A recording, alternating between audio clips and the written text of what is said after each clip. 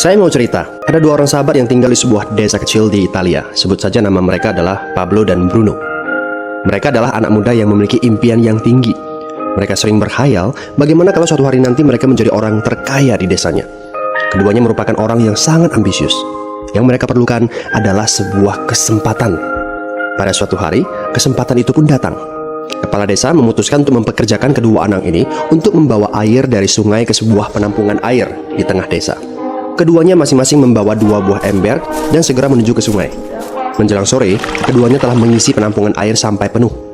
Kepala desa menggaji mereka masing-masing berdasarkan jumlah ember air yang mereka bawa. Wow, Pablo dan Bruno senang sekali. Ini berarti impian mereka akan segera terkabul. Mereka sulit percaya jika mereka bisa mendapatkan rezeki sebanyak ini. Mereka bekerja lebih keras lagi setiap hari agar bisa mengangkut air lebih banyak. Namun, Pablo mulai merasakan ketidaknyamanan. Ia tidak yakin pekerjaan ini bakal buat impiannya terwujud. Punggungnya nyeri, dan kedua telapak tangannya lecet-lecet. Kian hari, kian takut saat harus pergi bekerja. Ia pun mulai berpikir keras, mencari akal bagaimana caranya membawa air dari sungai ke desanya. Aha, Pablo mendapatkan ide. Bruno, saya punya rencana. Daripada kita mondar-mandir bawa-bawa ember setiap hari, kenapa kita nggak sekalian aja buat sebuah saluran pipa dari sungai ke desa kita? Saluran pipa? Ide dari mana itu? Seru Bruno. Kita udah punya kerjaan yang bagus, Pablo. Saya bisa bawa 100 ember sehari. Saya kan jadi orang kaya. Di akhir minggu, saya bisa beli pakaian baru. Pada akhir bulan, saya bisa beli seekor sapi. Dan pada akhir tahun, saya bisa bangun sebuah gubuk baru. Gak ada kerjaan sebagus ini di desa ini. Setiap minggu kita bisa liburan. Setiap akhir tahun, kita berhak cuti selama 2 minggu dengan gaji utuh. Kita akan punya hidup yang layak. Jadi buang jauh-jauh lah pikiran untuk bangun saluran pipa. Tapi Pablo tidak putus asa. Ia akhirnya memutuskan untuk bekerja paruh waktu. Ia tetap bekerja mengangkut ember-ember air.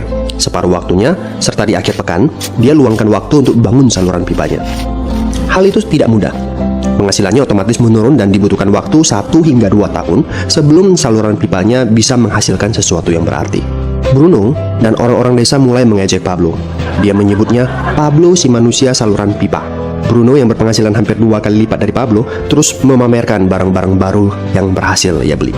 Sapi, keledai, pakaian, sepatu baru, gubuk bertingkat 2. Bruno bisa makan mewah di kedai. Orang-orang di desa menyebutnya Tuan Bruno.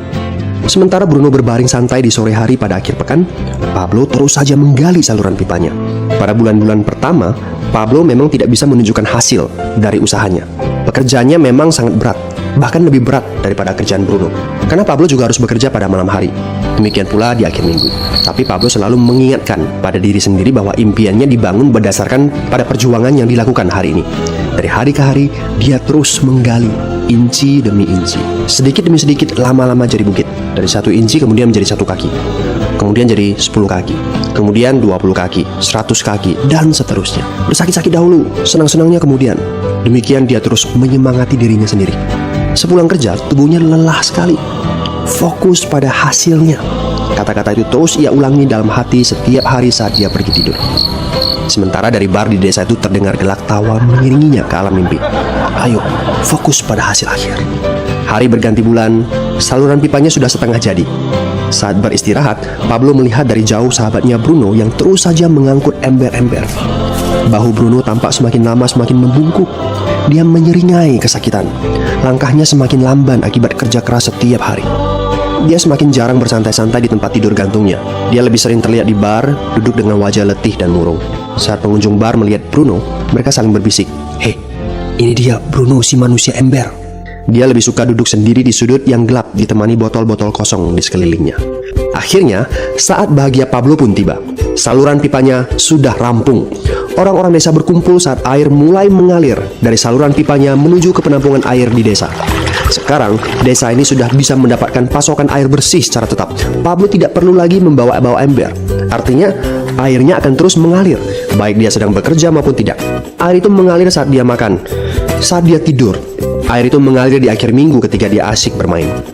Semakin banyak air yang mengalir ke desa itu, semakin banyak pula uang yang mengalir ke kantong Pablo. Apa moral dari cerita ini? Pertanyaan yang paling penting untuk kita renungkan adalah, siapakah Anda? Seorang pembawa ember atau seorang pembuat saluran pipa? Apakah Anda hanya mendapatkan penghasilan jika Anda datang ke tempat kerjaan, seperti Bruno pengangkut ember? Atau Anda termasuk orang yang bekerja hanya sekali saja, kemudian Anda dibayar terus-menerus, seperti Pablo, pembuat saluran pipa. Jika Anda termasuk orang kebanyakan, itu berarti Anda bekerja dengan menggunakan pola pembawa ember. Anda membarterkan waktu untuk mendapatkan uang. Maksudnya, bekerja 1 jam dibayar per jam, bekerja 1 bulan dibayar per bulan, bekerja setahun dibayar per tahun. Masuk akal kan? Masalahnya, dengan sistem pembawa ember, masuknya uang akan berhenti saat kita berhenti bawa ember. Artinya pendapatan kita hanya sementara alias tidak langgeng.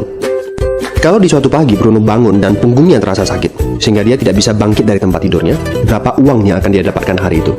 0 besar.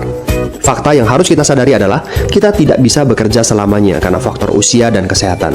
Jika kita tidak sanggup membarterkan waktu kita, maka kita tidak akan mendapatkan uang.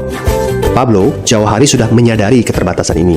Karena itulah dia langsung berpikir untuk menciptakan suatu sistem yang memungkinkan dia untuk terus mendapatkan bayaran baik dengan cara barter waktu ataupun tidak. Pikirkan ini. Bagaimana dengan Anda? Anda mau apa kalau besok penghasilan Anda berhenti? Apa yang akan terjadi kalau Anda dipecat?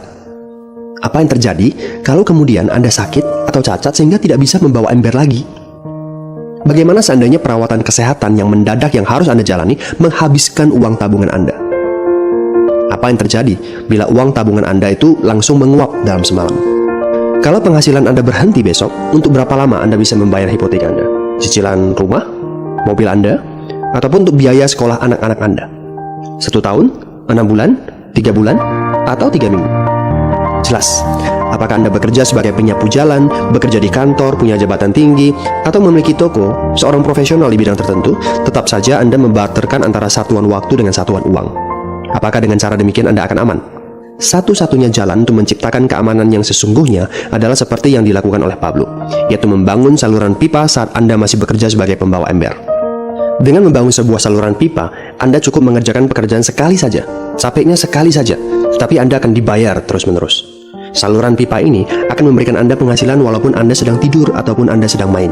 Penghasilan ini juga akan terus Anda peroleh setelah Anda pensiun, pada saat Anda sedang sakit ataupun cacat sehingga tidak bisa bekerja, dan juga dalam situasi darurat. Inilah yang disebut sebagai penghasilan pasif. Anda tahu, saat ini kami sedang membangun saluran pipa yang akan memberikan penghasilan pasif. Mau tahu caranya? Hubungi teman yang meminta Anda untuk menonton video ini. Dia punya akses untuk informasi yang Anda butuhkan. Mintalah video lanjutannya, atau jika memungkinkan, bertemu langsung dengan teman Anda. Global Mindset Channel.